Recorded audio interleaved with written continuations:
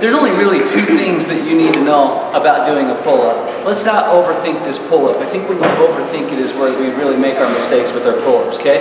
The first thing you need to know is you need to find a way to create horizontal momentum. Okay, this is a kipping pull-up. There's other types of, we call that a chin-up. So when I use pull-up, I'm actually talking about a kipping pull-up. So what you want to do is you want to find a way to use horizontal momentum and turn that into vertical motion, okay? And when you generate that horizontal momentum, we're going to concentrate and focus on having that happen through the shoulder joint. The place that this generally goes wrong is most people try to generate that momentum through the hips, or they try to generate it through the knee, and that's opposite of where it needs to be. And if you find yourself swinging on that bar back and forth, start thinking about swinging from your shoulders. You're swinging either from your wrists, which is one of the reasons why you're getting all that, or you're swinging from your legs. The swing happens right here. So the very first move when you're trying to learn a pull-up is you need to get the swing down. You need to learn to swing from your shoulders. So show us that swing.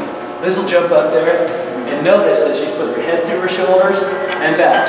Head through her shoulders and back. Do you guys see that? That's the swing. Go ahead and stop, jump off of there. That's the swing. It looked like her legs were going, didn't it? It wasn't. That was a shoulder swing.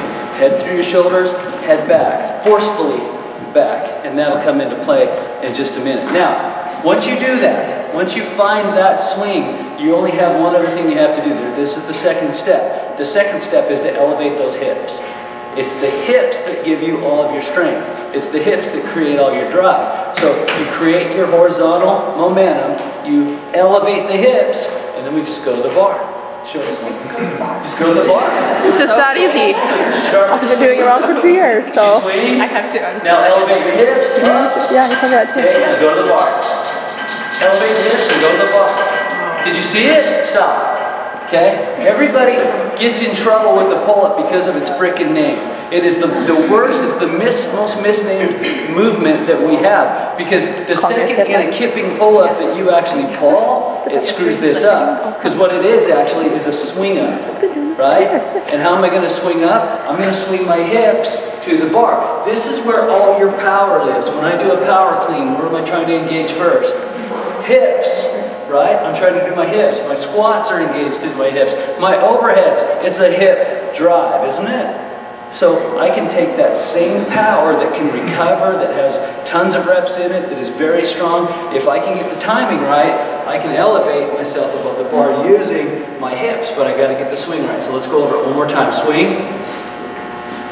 Initiate it with your head. See how she did that? Stop. See how she did that? She initiated with her head. Go through again, head through, back, head through, back. Look how much horizontal momentum she's creating. Now drive to the bar, elevates the hips and up, see? Elevates the hips and up. One more time, elevates the hips and up. Stop. Can you do that?